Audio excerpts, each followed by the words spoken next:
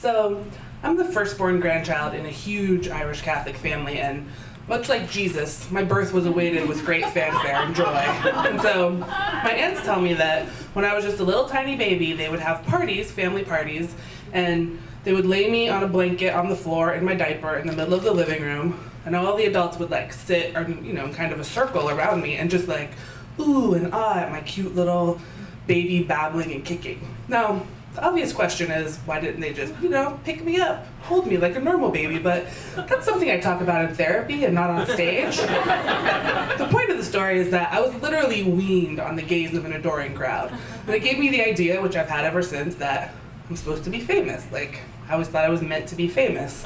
And I got my first big break when I was 7. My father worked at the local cable company at the time, and he volunteered me to be in a commercial for the new McDonald's Playland that was opening up in our town. As a 7-year-old, it was already a pretty big event in my life, the opening of this McDonald's Playland. And it was even better that I was cast in the commercial because I got to miss a day of school. And not only did I get to miss a day of school, but I got to spend it at McDonald's on the Playland. So I was pretty excited, and my part in the shoot, as I like to call it, was that I was going to come down the slide with a big smile on my face and say, "Whee!" And I know I don't even need to tell you that I was amazing. In fact, I was so amazing that I was offered a second gig right on the spot, this time for a smoking cessation clinic, and it was a speaking role. But unfortunately, the second shoot started off a lot rockier than the McDonald's shoot from the beginning. The first thing I had to do was walk into the room where the actor who was playing my father was sitting, smoking a cigarette and reading the newspaper, and say, "Daddy, it makes me so sad when you smoke." But the problem is, at the time, my parents were going through a divorce, and my dad was in the room with me, and he was a smoker, and I was really worried that if I said that to this guy, it was going to make him think that his smoking made me sad.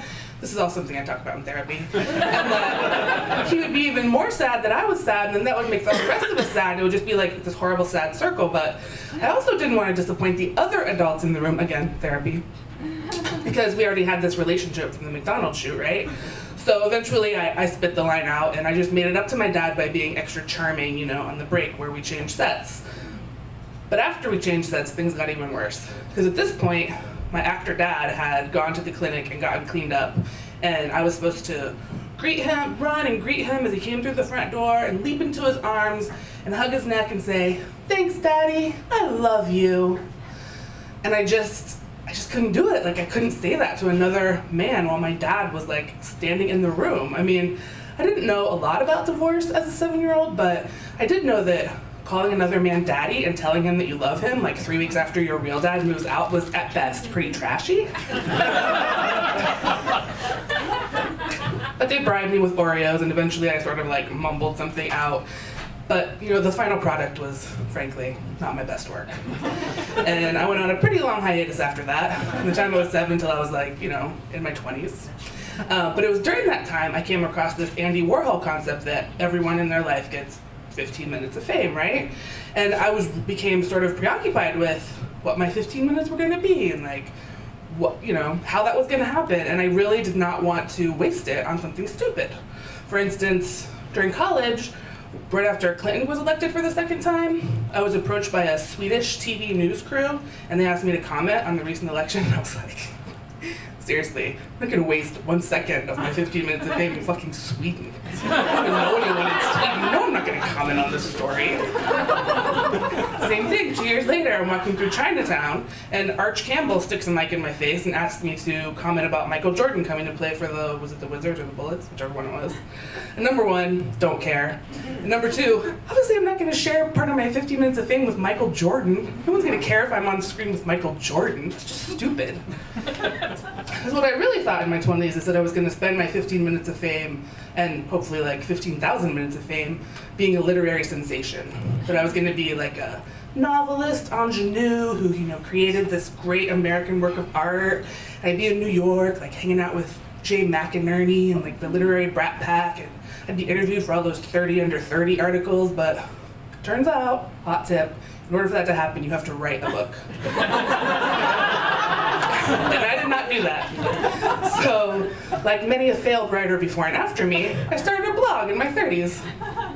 And I told myself that I started this blog because I needed like just a creative outlet for my art, you know? But the truth is, what I wanted was for thousands and thousands of people to read my blog and send me emails all day about how brilliant and funny and poignant I was. And then eventually for me to get a book deal, and this time write a book, and for Michiko Kakutani to review it in the New York Times and talk about how I was like the talent of a generation, et cetera, et cetera, et cetera. But it takes time to build readership, so to keep track of my progress toward this fame, I use this service called Stat Counter, which is like a basic back-end web thing. You can see how many people are visiting your site, where they come from, what they read, whatever. And I would check this thing like a crack monkey like 25 times a day. Over time, I could see, you know, it went from like 20 people a day to like 50, 100, and eventually like 200. And I'm like, okay, well, they're only small steps toward my goal, but at least they're steps in the right direction. And then one day, I came in and I logged into Stat Counter, and the top line was this like huge spike all the way up. And I refreshed it, like, let's say a dozen times, just for the sake of the story. And all day long, it just kept going up and up and up and up. And it turns out that somebody with like a zillion Twitter followers had read something that I'd written and retweeted it, and it kind of went viral. So it's like 1,000 posts on Facebook and like hundreds of posts on, or hundreds of retweets, and you know, thousands of hits coming in all the time. And I was like, just sort of giddy. I'm like, oh my God, this is happening. Like thousands of people all over the world are reading what I wrote, and I know it because I can see it happening like right now. Like, it's amazing. And then I was like, oh, but you know, my blog's anonymous and no one in my life really knows about it, so I can't really like, I don't know, bask in this fame or whatever it is. And also, then I started thinking about like what exactly they were reading, and it wasn't this really thoughtful thing I wrote about, you know, the difficult choices that single women in their 30s face when their biological clocks start ticking. And it wasn't like this thoughtful essay that I wrote about why my family left me on the floor all the time when I was a baby instead of holding me. And it wasn't even this really funny story that I wrote about how I was in a wedding once and my partner was a man named Squirrel and he was 5'2".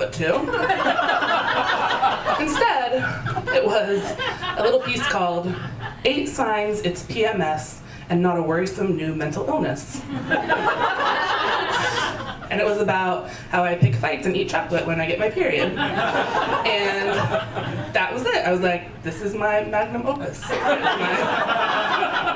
my legacy to the world. And I don't really feel good about that.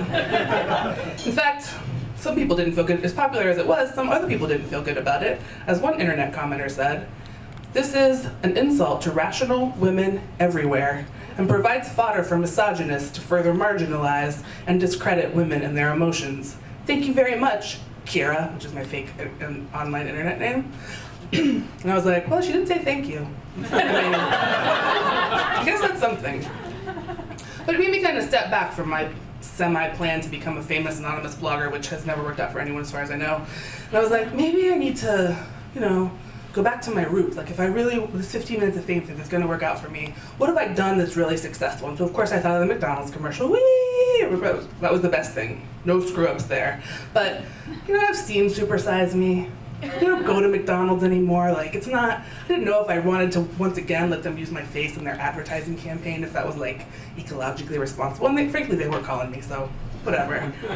But I thought back even further to, you know, baby me, a tabula rasa, lying on the floor, people adoring me from all around, but I couldn't actually see them. And then I tried to translate that into the internet age, and I thought, maybe what I need is like a leopard skin blanket and a webcam. And I'll just take it from there.